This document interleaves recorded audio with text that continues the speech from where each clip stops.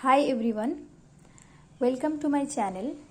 In this video, we will deal with another drama named Arms and the Man, written by George Bernard Shaw. Here we see some short biography of George Bernard Shaw. So let's start with the summary. Act 1. It is November 1885 during the Serbo-Bulgarian War. Raina Petkov, a young Bulgarian woman, is in her bedchamber when her mother Catherine enters and announces there has been a battle close by and that Raina's fiancé, Major Sergei Sarnov, was the hero of cavalry charge.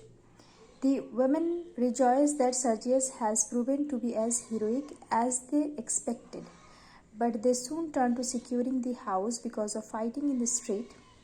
Nonetheless, the Serbian officer gains entry through Raina's shelter. Raina decides to hide him, and she denies having seen anyone when she is questioned by a Russian officer who is hunting for a man seen climbing the water pipe to Raina's balcony. Raina covers well, and the Russian leaves without noticing the pistol on Raina's bed. When Raina hands the gun to the Serbian after the Russian leaves, the Serbian admits that the gun is not loaded because he carries chocolate in his cartridges belt instead of ammunition. He explained that he is a Swiss mercenary fighting for the Serb because it is his profession to be a soldier and the Serbian war was close by. He adds that old experienced soldiers carry food while only young soldiers carry weapons. Shocked by this attitude, Raina criticizes him for being a poor soldier. He counters by describing what makes a real fool, not knowing that his version of the day's cavalry charge makes fun of her method. She is incensed but agrees to let him stay once he impresses upon her the danger of going back out into the street. She tries to impress him with her family's wealth and position, saying that they have the nobility to give refuge to an enemy. He places her safety and advises her to tell her mother about his presence. To keep matters proper while she is gone, he falls into a deep sleep on her bed and he cannot be roused by a shocked Catherine. Raina takes pity on him and asks that they let him sleep. Now Act 2.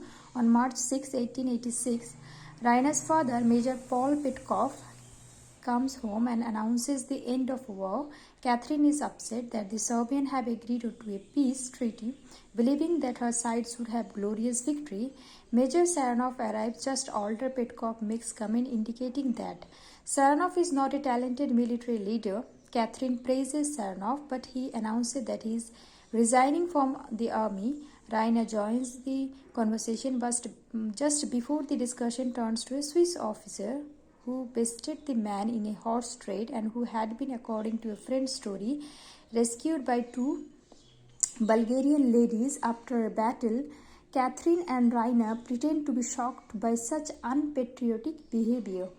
Catherine and Major Petkov leaves the two young people to have some time alone. Raina and Sergius exchange all the silly platitude expected of lover about how much they missed each other and how they worship each other.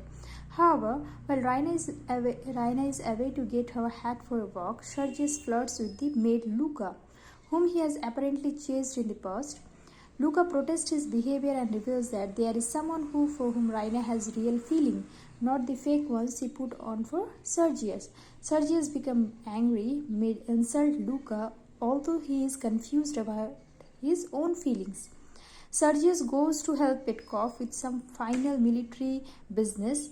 In his absence, Catherine tells Raina that Petkov has asked for the coat they gave the enemy soldier when he left just then the Swiss officer. Captain Bluntschli arrived to return the coat. The women try but fail to hurry him away before Petkov and Sergius see him.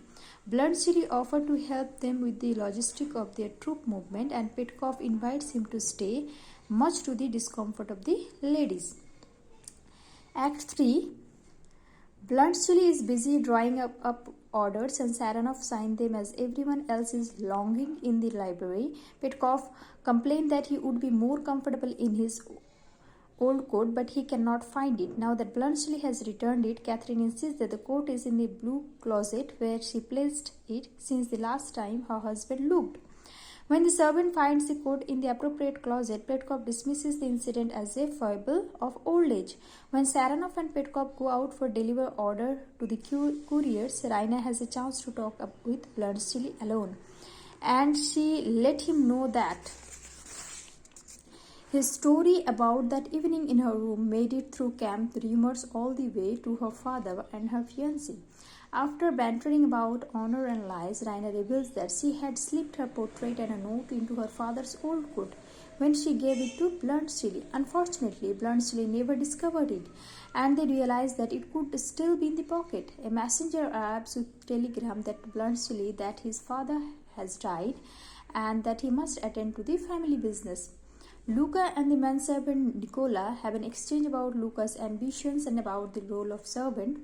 Nicola realizes that it might be more his advantage to let Luca marry Saranov and to then become their servant. Later, Saranov and Luca argue about whether Saranov is afraid to express his love for Luca, and she reveals that Raina has fallen for Bluntschli.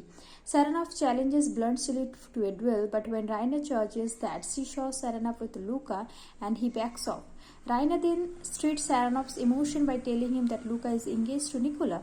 Petkov enters and complaining that his coat had to be repaired. When Raina helps Petkov put on the coat, she pulls the incriminating photo from the pocket and tosses it to the Bluntschli, not knowing that her father has already seen the photo. When Petkov does not find the photo in his pocket, the question begins about the photo's inscription to a chocolate cream soldier.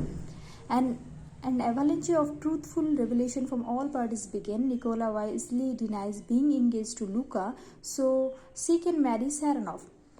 As Catherine protests the dishonor to Raina, Luca injects that Raina would not have married Saranov anyway because of Bluntschli. The Swiss captain is hesitant to declare himself in love until he learns that Raina is 23 years old.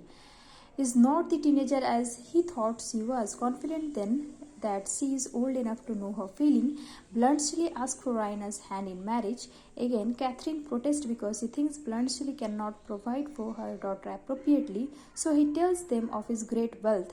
Raina puts up a token protest about being sold to the highest bidder, but Bluntschli reminds her that she fell in love with him before she knew and he had any rank or money. She capitulates and play ends with everyone happy.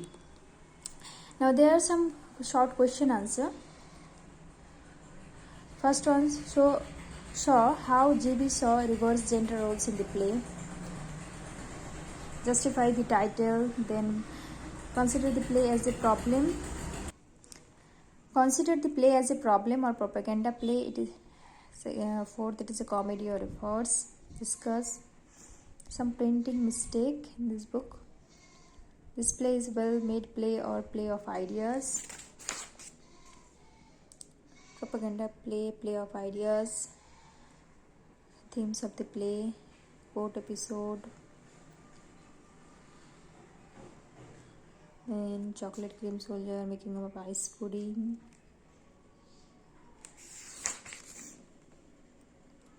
Real life is seldom like that. These quotes are important. The world is really glorious world for women who can see its glory and men who can act its romance. This is a better weapon than the revolver. Then a narrow shape but a miss is as good as mine.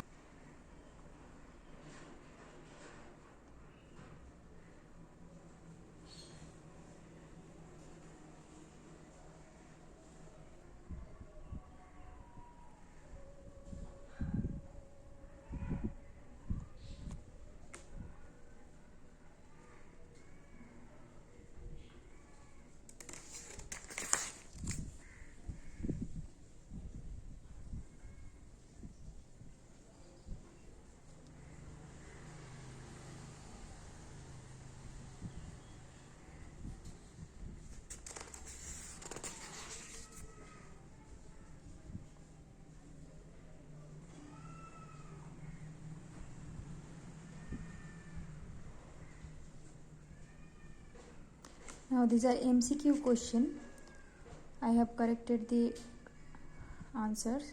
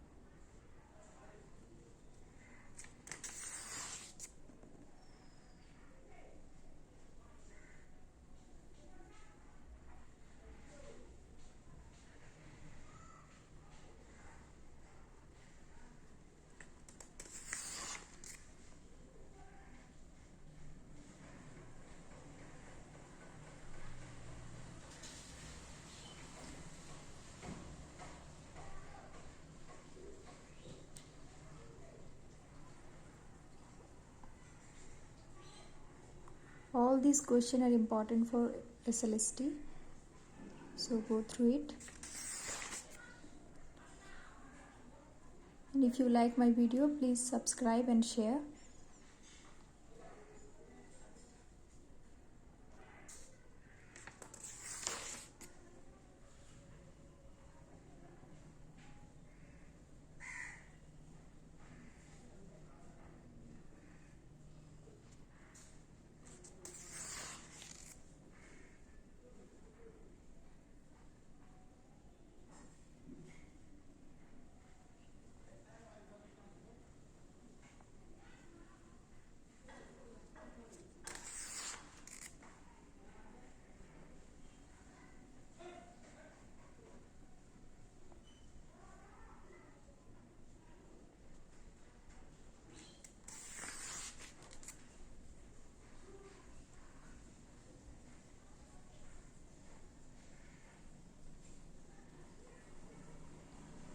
Thank you.